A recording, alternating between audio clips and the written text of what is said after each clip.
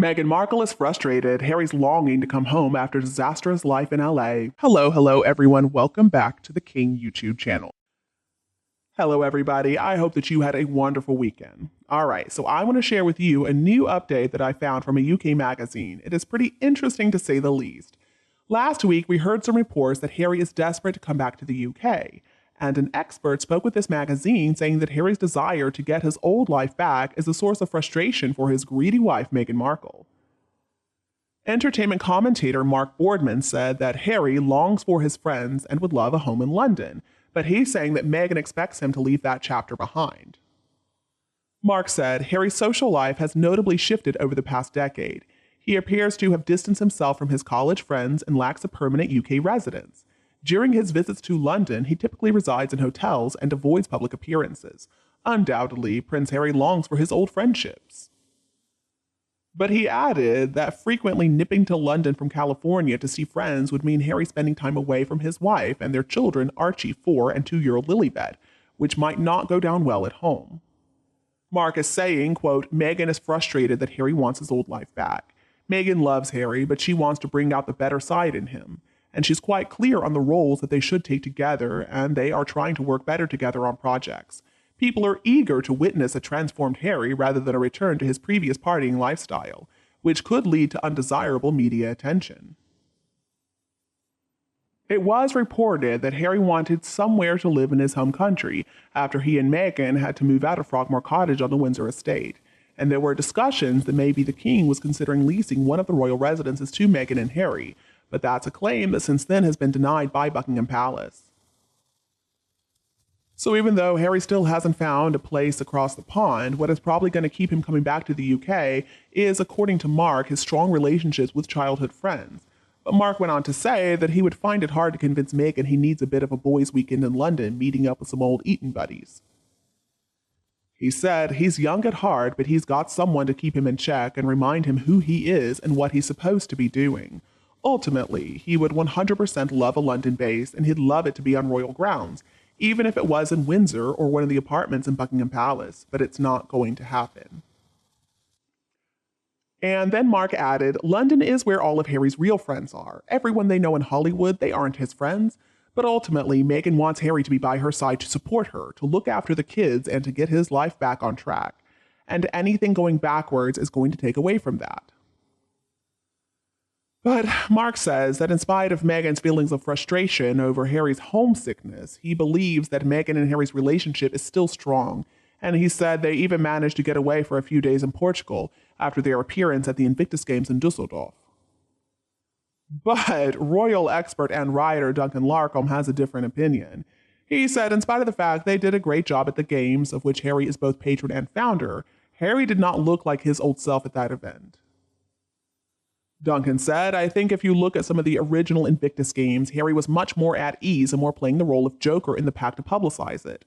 I think it's developed to the point now where it's a serious business, a serious event, and something that Harry is staking an awful lot on. I'm not sure that Harry is back to his old self in any shape or form. Harry was always brilliant because he never took himself too seriously, and that seems to be the shift, I'd say. Harry being very serious all the time doesn't play to his strengths. He just doesn't have that twinkle in the eye he used to have. But maybe one thing that can help Harry get his groove back is the fact that supposedly he has reconnected with some members of the family. Mark has said that now he's back in touch with the Duke and Duchess of Edinburgh.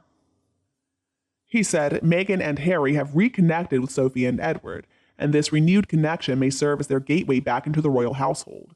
Despite a significant age gap, both couples have endured substantial public scrutiny over the years.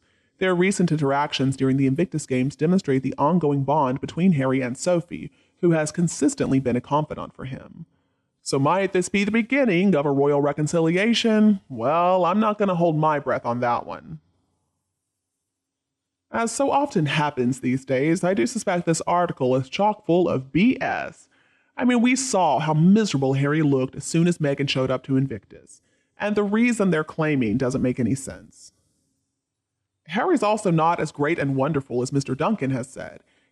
Yes, on paper it looks like Invictus is all thanks to Harry, but no, he had a lot of help from those men in gray suits at the palace. In fact, the most important achievement is that Invictus has been established since Harry was a royal who worked full-time. I mean, let's see if he has done anything significant since he was pulled away from royal life by that narcissistic wife of his.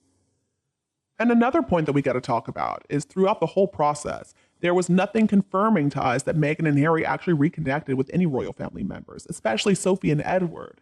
I am very suspicious of this. The Duke and Duchess of Edinburgh are busy. They have a lot on their plates these days, in part because Meghan and Harry walked away from their royal duties. So that means they have even more work to do on behalf of the monarchy. All right, I'm going to leave you guys to talk about all of this in the comments section. So please let me and everybody else know what you think about this update. But for now, let's go back to some of the comments that you left on the recent video called "This is why we believe Meghan is empty inside, cannot win by copying and using others." Now in that video, I talked about Meghan's supposed shallowness and inability to really love herself. Meghan plotted and schemed to marry a wealthy British man, and she used mimicry to imitate famous people like Wallis Simpson and the late Princess Diana. So Meghan is portrayed as completely lacking in self-control and being motivated by her emotions. There have never been any real boundaries established in her life. I also argue that Meghan only knows how to react to her immediate feelings. She refers to them as her truth without a real conscience. She is criticized for her inability to acknowledge boundaries, to learn from her mistakes, or to make rational decisions. She also cannot see past her own subjectivity, and she is so scared of objectivity. I also said that Meghan is completely lacking in empathy, compassion, and the ability to feel these higher vibe emotions, as we call them. Her selfishness is demonstrated, and she is accused of grifting, bullying, and lying.